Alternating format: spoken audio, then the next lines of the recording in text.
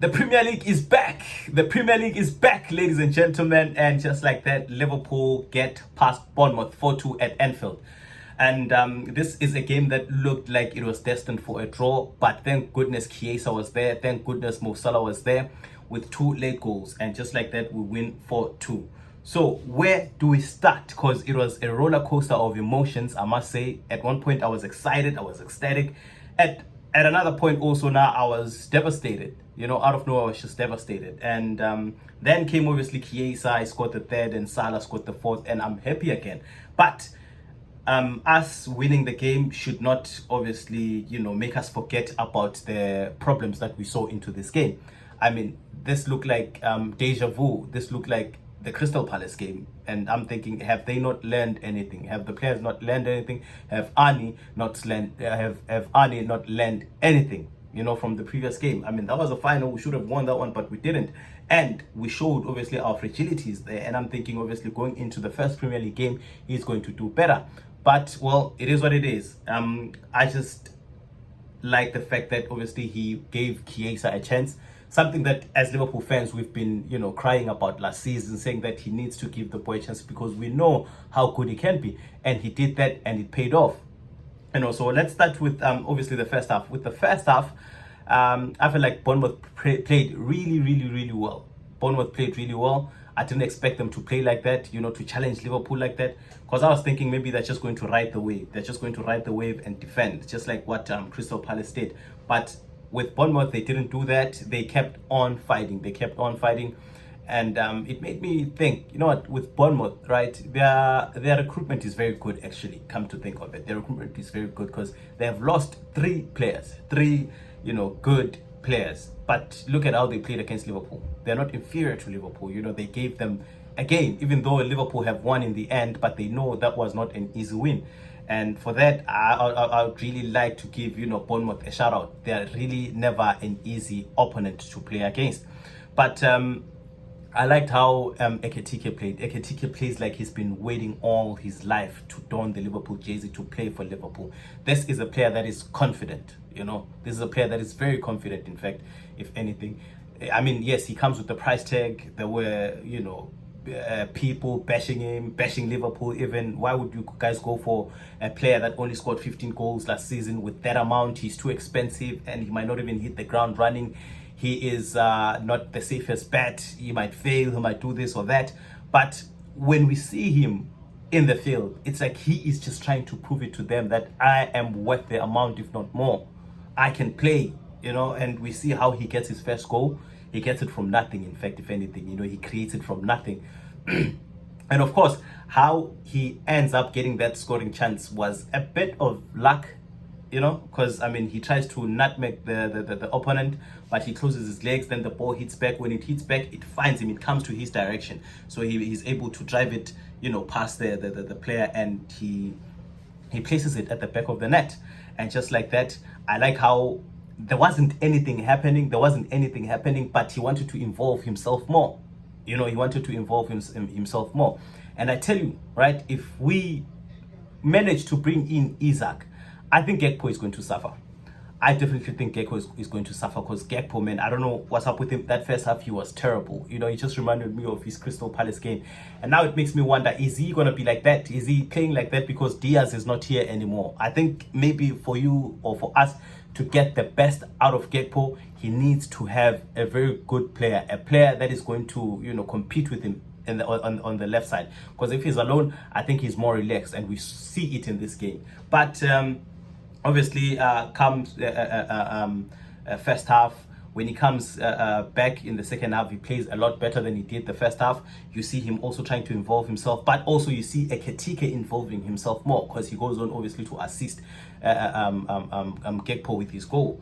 And Gakpo, as calm as ever in such positions, you see him trying to drive forward to find an opening, and he finds it and he puts it there. And just like that, Liverpool are 2-0 up, and I'm excited. And I'm like, okay, this is our game now. So I'm thinking, how many goals are we going to score here?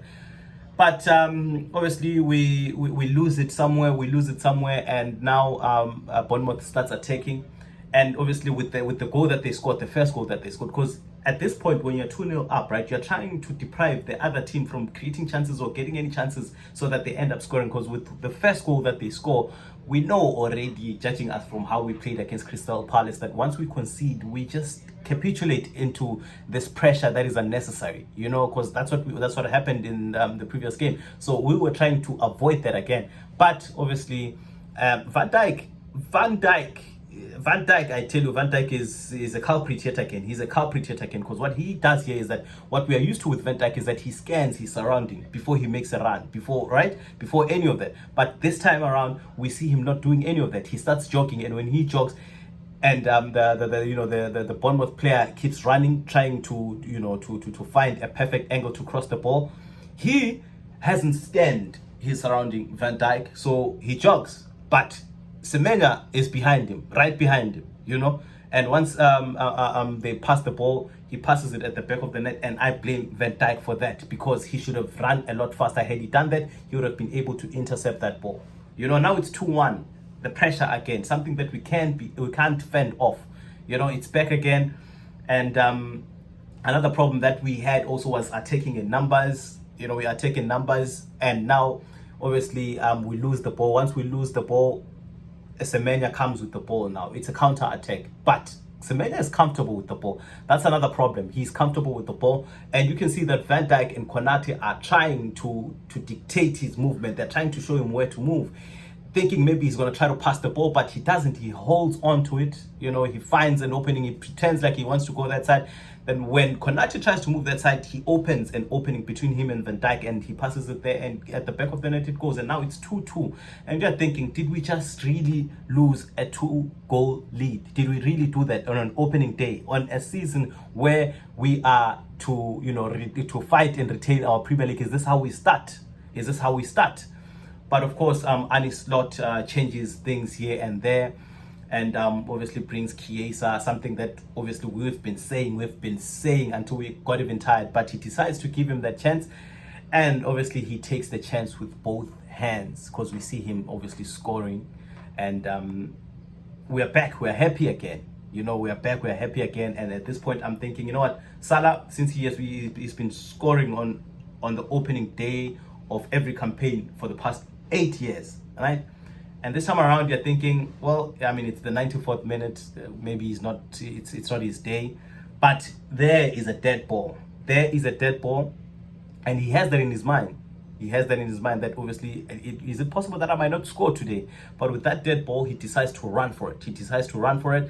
And he gets it.